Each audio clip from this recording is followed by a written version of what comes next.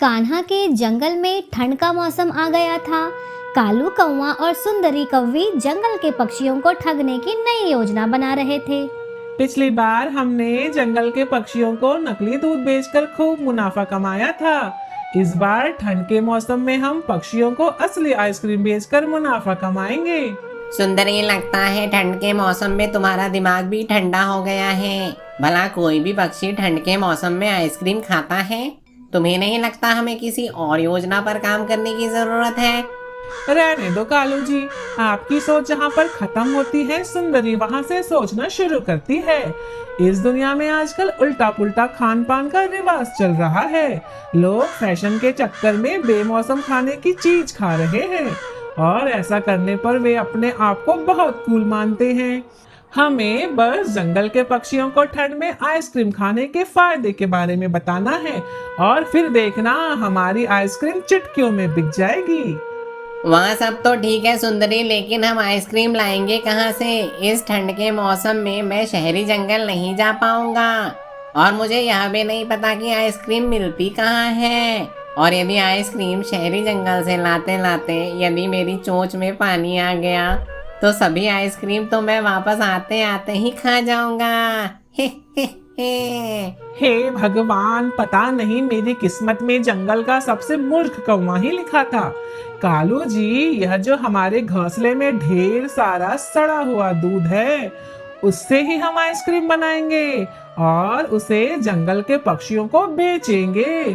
तो यह दूध भी खराब नहीं होगा और हम आइसक्रीम बेचकर मुनाफा भी कमा लेंगे। थोड़ी देर में वहाँ पर कालू कौवा और सुंदरी कौवी का बेटा जुग्गू आ जाता है। मम्मी, पापा, क्या आप लोग आइसक्रीम की बातें कर रहे हैं? मुझे भी आइसक्रीम खाना है। हम आइसक्रीम की बात नहीं कर रहे थे जुग्गू, हम तो इस कड़कड़ाती ठंड में तुम्हारे लिए स्वेटर लेने की बात कर रहे थे। ऐसा कहकर सुंदरी कौवी वहाँ से चली जाती है। अगले दिन सड़े हुए दूध की आइसक्रीम बनाकर सुंदरी कौवी और कालू कौवा जंगल के पक्षियों को आइसक्रीम बेचने लगते हैं। अरे भैया, ठंडी के मौसम में आइसक्रीम, या क्या हो रहा है इस जंगल में?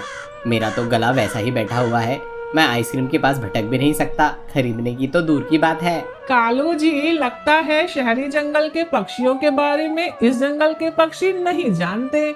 वह यह भी नहीं जानते कि शहर के पक्षी ठंड में ही आइसक्रीम खाते हैं। ठंड के मौसम में आइसक्रीम खाना तो वहाँ का फैशन है। सुंदरी कवि की बातों में आकर सारे पक्षी अपने बच्चों के लिए आइसक्रीम खरीद कर ले जाते हैं। यदि ऐसी बात है तो मुझे 1 किलो आइसक्रीम दे दीजिए प्लीज। मम्मी, आज जंगल के पक्षी अपने अपने बच्चों के लिए आइसक्रीम खरीद कर ले जा रहे थे। मुझे भी आइसक्रीम खाना है। आइसक्रीम लाकर दो ना मम्मी। रानी, ठंड के मौसम में भला कोई आइसक्रीम खाता है बेटा?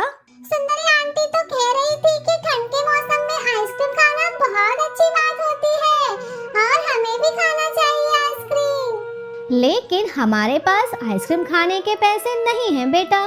कुछ दिन रुक जाओ, मैं कुछ पैसे इकट्ठे कर लेती हूँ, फिर मैं तुम्हें आइसक्रीम खिलाऊंगी। तब तक तुम सब जाओ और खेल कर आओ। सारे नन्हे पक्षी एक जगह इकट्ठा हो जाते हैं। आज सुबह मेरे पापा ने आइसक्रीम लाकर दिया है। मैंने तो यहाँ आने से पहले ही आइसक्रीम खा ली है, बड़ी मीठी थी। आपके पापा ने आइसक्रीम कहाँ से खरीदी? इसे कहते हैं दीपक तले अंधेरा। जुग्गू, आपकी मम्मी और आपके पापा ने ही तो आइसक्रीम की दुकान खोल रखी है। जंगल में वही तो आइसक्रीम बेच रहे हैं, वहीं से सबने आइसक्रीम खरीदी है। हमारी मम्मी भी 1-2 दिन बाद हमारे लिए आइसक्रीम खरीदने वाली है, जब हमारे पास पैसे आ जाएंगे। क्या तुम लोग सच बोल रहे हो? मैं अभी जाकर अपने घोंसले में इसका पता लगाता हूँ। नन्हा जुग्गू कौवा वहाँ से चला जाता है। मेरे मम्मी पापा ने मुझसे इतना बड़ा झूठ कहा। यहाँ इतनी सारी आइसक्रीम बनाकर रखी है और मुझे बताया तक नहीं। कोई बात नहीं, मैं भी अपने मम्मी पापा को सरप्राइज दूंगा। मैं भी इनमें से ढेर सारी आइसक्रीम खा लूंगा। देखते देखते जग्गू ढेर सारी आइसक्रीम खा लेता है। कुछ घंटे बाद ही उन पक्षियों का पेट खराब होने लगता है जिन्होंने सड़े हुए दूध की आइसक्रीम खाई थी। मैं तो मर गया, मेरे पेट में बहुत दर्द हो रहा है। कालू कौवा और सुंदरी कौवी वहाँ आ जाते हैं। हे भगवान जग्गू, तुम्हें क्या हो गया बेटा? तुम इतना क्यों चीख रहे हो? देखो, जग्गू ने इन सड़ी हुई आइसक्रीम्स को खा लिया है और इसकी तबीयत खराब हो गई है। यह सब तुम्हारे कारण हुआ है। तुम मुझे बेवकूफ कह रही थी, लेकिन असली बेवकूफ तो तुम निकली। जंगल के सारे पक्षी कालू कौवे के घोंसले आ जाते हैं। अरे बुड़बक, तुम्हारे आइसक्रीम खाकर हमारे बच्चों की तबीयत खराब हो गई है। तुम्हें इसका हर्जाना भरना पड़ेगा। मैं तुम्हारे ऊपर धोखाधड़ी का केस करूंगा और तुम्हें जिंदगी भर जेल में बिताना पड़ेगा। दोस्तों, इसकी जरूरत नहीं पड़ेगी, क्योंकि जो जैसा करता है वैसा भरता है। देखो सुंदरी के बेटे जुग्गू को, उसने भी तो आइसक्रीम खाई और उसकी भी तबीयत खराब हो गई है। हमें अभी सबको ठीक करने के बारे में सोचना चाहिए। सारे पक्षी जंगल के सबसे समझदार पेड़ के पास जाते हैं। फैशन, इस फैशन ने ही सारी दुनिया को बीमार करके रखा है। कुछ पक्षियों को शारीरिक रूप से बीमार करके रखा है और कुछ पक्षियों को मानसिक रूप से बीमार करके रखा है। खैर, मेरा लेक्चर ज्यादा लंबा हो रहा है, लेकिन इस समस्या का समाधान बहुत ही छोटा है और वह यह है कि तुम सब सरसों की खेती करके गर्मा गर्म सरसों का साग ठंड के मौसम में खाओ, जिससे तुम्हारा सर्दी जुकाम पेट का दर्द सब ठीक हो जाएगा। अंत में टुनटुनी चिड़िया और उसके दोस्त सरसों की खेती करते हैं। टुनटुनी चिड़िया सरसों का साग बनाकर सारे पक्षियों के बच्चों को खिलाती है और सारे पक्षी ठीक हो जाते हैं। टुनटुनी, हमें माफ कर दो। हम आज के बाद जंगल के पक्षियों को धोखा नहीं देंगे। यह तो आगे ही पता चलेगा। इस प्रकार जंगल के पक्षी आपस में खुशी खुशी रहने लगते हैं। बीकानेर के घने जंगल में सुंदरी कौवी अपने बेटे कालू कौवे के साथ एक घोंसले में रहती थी। आज तो मेरे भाग्य ही खुल गए। आज मेरा बेटा कालू शहरी जंगल पढ़ाई करने जा रहा है। कालू बेटा, तुम खूब मन लगाकर पढ़ाई करना और समय मिले तो नहा भी लेना। माँ, मैं खूब मन लगाकर पढ़ाई करूँगा और देखना माँ, मैं शहरी जंगल से पढ़ाई करके बहुत बड़ा पक्षी बन के आऊँगा। तेरे पिता कड़कनाथ भी यही उम्मीद करते थे। वो तो पहली क्लास में ही फेल हो गए थे। आज तुम्हें पढ़ाई के लिए शहर जाते देख वो बहुत खुश होते, लेकिन बदकिस्मती से आज वो इस दुनिया में नहीं है। कालू कौवा शहरी जंगल पढ़ाई करने जाता है। कालू कौवा वहाँ पढ़ाई लिखाई ना करके अपने घोंसले में फास्ट फूड खा खा कर अपनी मम्मी के पैसे बर्बाद करता रहता है। ऐसे ही 1 साल पूरे हो जाते हैं। साल खत्म होने पर कालू कौवे का दोस्त बागी बगुला उससे मिलने आता है। अरे क्यों कालू भाई, तू तो बड़ा पक्षी नहीं बन पाया, उल्टा परीक्षा में फेल हो गया है। अब तू वापस अपने जंगल जाएगा तो अपनी माँ से क्या कहेगा? किसने बोला बागी कि मैं बड़ा पक्षी नहीं बन पाया हूँ? ये जो साल भर मैंने फास्ट फूड खाया है, इसी की दुकान जंगल में जाकर खोलूंगा और जंगल के पक्षियों को फास्ट फूड खिलाकर खूब सारा मुनाफा कमाऊंगा। कालू कौवा जंगल जाकर अपनी माँ सुंदरी कौवी से कुछ और पैसे उधार लेता है और इन पैसों से फास्ट फूड की दुकान खोल लेता है। कुछ दिन बाद उसकी फास्ट फूड की दुकान बहुत मशहूर हो जाती है और जंगल के सारे पक्षी उसकी दुकान से फास्ट फूड खरीद कर खाने लगते हैं। उसी जंगल में एक समझदार चिड़िया जिसका नाम टुनटुनी चिड़िया था, वह अपने घोंसले में अपनी माँ टूनी चिड़िया के साथ रहती थी। उसे हेल्दी खाने के बारे में उसकी माँ ने समझाया था। टुनटुनी चिड़िया अपने दोस्तों को हेल्दी खाना खाने के बारे में समझाती थी। मेरे प्यारे दोस्तों, फास्ट फूड शुरू में तो बहुत स्वादिष्ट लगता है, लेकिन पेट के अंदर जाकर वो बहुत नुकसान करता है। ओ ठनठनी, तुम्हारा सुझाव कितना आउटडेटेड है। कालू कौवे ने शहरी जंगल से बड़ी मेहनत करके सामान लाकर फास्ट फूड की दुकान खोली है। उसने हमारे जंगल को कितना मॉडर्न बना दिया है। आज टीवी में भी तो यही सब दिखता है। सारे पक्षी इन फास्ट फूड को खाते हुए कितने खुश दिखाई देते हैं। अरे भैया, हम तो जा रहे हैं फास्ट फूड खाने। चलो, तुम्हें चलना है तो चलो। नहीं, मैं नहीं आ रही। आप लोगों को जाना है तो जाओ और स्वादिष्ट फास्ट फूड का आनंद उठाओ। मीरा मोर और तोता ढेर सारे फास्ट फूड कालू कौवे की दुकान से खरीदकर खाने लगते हैं। कुछ ही दिनों बाद जंगल के ढेर सारे पक्षी फास्ट फूड खाने के आदी हो जाते हैं। जंगल के सारे पक्षियों को पेट से संबंधित समस्याएं होने लगती है और एक समय तो ऐसा आता है कि सारे पक्षियों को खाना पचना ही बंद हो जाता है। अरे दैया, हम तो मर गए, हमारा पेट तो बहुत खराब हो गया है। ओह माय गॉड, मेरा तो वजन दिन रात बढ़ते जा रहा है और मुझे गैस का प्रॉब्लम भी हो रहा है। How embarrassing. मैंने कहा था ना आप सभी को कि ज्यादा फास्ट फूड खाना नहीं चाहिए। लगता है मुझे ही अब कुछ करना पड़ेगा। टुनटुनी चिड़िया जंगल के सबसे समझदार पेड़ के पास जाती है। क्या बात है टुनटुनी, तुम बहुत दिनों के बाद यहाँ आई हो। ये लो, एक एप्पल खा लो और बताओ क्या बात है। धन्यवाद पेड़ जी। पेड़ जी, जंगल के सारे पक्षी फास्ट फूड खाकर बीमार पड़ रहे हैं। कृपया आप कुछ उपाय बताइए। उपाय तो बहुत सरल है। असल में तुम उस उपाय के ऊपर ही खड़ी हो। टुनटुनी, तुम पक्षियों को घास जिसके अंदर रफेज होता है उससे बनी रोटियां जंगल के पक्षियों को खिलाओ, उससे सबका पेट ठीक हो जाएगा। अगले दिन से टुनटुनी चिड़िया घास की रोटी बना बना कर सारे पक्षियों को खिलाती है। वाह, मेरा पेट अब पूरी तरह से ठीक हो गया है। अरे भैया, चलो चल के बनारसी पान खाते हैं। अंत में सारे पक्षियों का पेट ठीक हो जाता है और वे सभी कालू कौवे की दुकान से फास्ट फूड खरीदकर न खाने का प्रॉमिस करते हैं।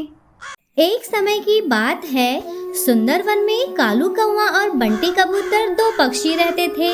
वे दोनों बहुत अच्छे दोस्त थे। मैं बहुत चिंता में हूँ कालू। मैंने तो इस साल कुछ पढ़ाई नहीं की है और 1 महीने बाद हमारी परीक्षा शहरी जंगल में होने वाली है।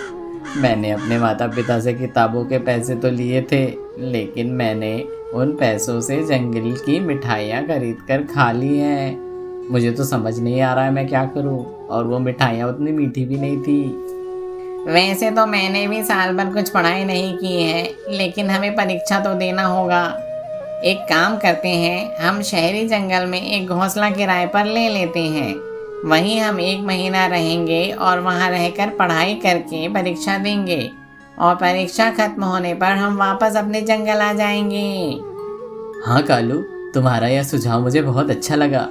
ऐसा करने से हम परीक्षा में फेल होने से बच सकते हैं, लेकिन शहरी जंगल में किराए से रहने के लिए मेरे पास उतने पैसे नहीं हैं। लगता है मुझे कुछ पैसे उधार मांगने पड़ेंगे। अगले ही दिन बंटी कबूतर और कालू कौवा अपने अपने माता पिता से पैसे लेकर सुंदरवन को छोड़कर शहरी जंगल चले जाते हैं। शहर के जंगल पहुंचकर बंटी कबूतर और कालू कौवा एक एक घोंसला किराए पर ले लेते हैं और आने वाली परीक्षा की तैयारी करने लगते हैं। यार कालू, मैं पढ़ने की बहुत कोशिश कर रहा हूँ, लेकिन मुझे बहुत नींद आ रही है। मैं सोने जा रहा हूँ। ऐसा मत कहो बंटी, तुम्हें देख देख कर मैं पढ़ाई कर रहा था। यदि तुम सोने चले जाओगे तो मुझे भी नींद आ जाएगी। कुछ समय बाद दोनों को नींद आ जाती है और वे दोनों गहरी नींद में सो जाते हैं। अगले दिन कालू कौवा अपने साथ घोंसले में चाय लेकर आता है। ये क्या है कालू, तुम अपने साथ क्या लाए हो? यह चाय है। मैंने सुना है इसको पीने से दिमाग में ताजगी आ जाती है। आज रात में चाय पीकर देखता हूँ। उस रात कालू कौवा चाय पीकर पढ़ाई करने लगता है। मुझे तो नींद आ रही है, लेकिन कालू तुम्हें क्यों नींद नहीं आ रही है? तुम तो पढ़ाई करते जा रहे हो। ये लो, तुम भी चाय पीकर देखो। अब कालू कौवा और बंटी कबूतर रोज चाय पीकर पढ़ाई करते हैं और 1 महीने बाद परीक्षा खत्म होने के बाद वे अपने जंगल आने की तैयारी करते हैं, लेकिन उसके बाद भी वे दोनों परीक्षा में फेल हो जाते हैं। ओह कालू भाई, रात भर जागने के बाद भी हम परीक्षा में फेल हो गए। हाँ, हम रात भर तो जागे थे, लेकिन पढ़ाई करना भूल गए। अब तो मेरे माता पिता मुझे घोंसले से निकाल देंगे। चिंता मत करो बंटी, मेरे पास एक आइडिया है। चलो बंटी, हम सुंदरवन जाकर इस चाय को वहाँ बेचने का काम करते हैं। वहाँ के पक्षी हमसे चाय खरीदेंगे और उनको चाय यदि पसंद आ गई तो हमें बहुत मुनाफा होगा। हाँ कालू, तुम्हारा आइडिया तो बहुत अच्छा है। हम वहाँ सारे पक्षियों को चाय बेचेंगे और मालामाल हो जाएंगे। अगले ही दिन कालू और बंटी कबूतर अपने जंगल आकर चाय की दुकान खोल लेते हैं और जंगल के पक्षियों को चाय बेचना शुरू कर देते हैं। आइए आइए, चाय ले जाइए और परीक्षा में सफलता पाइए। आइए आइए, चाय ले जाइए।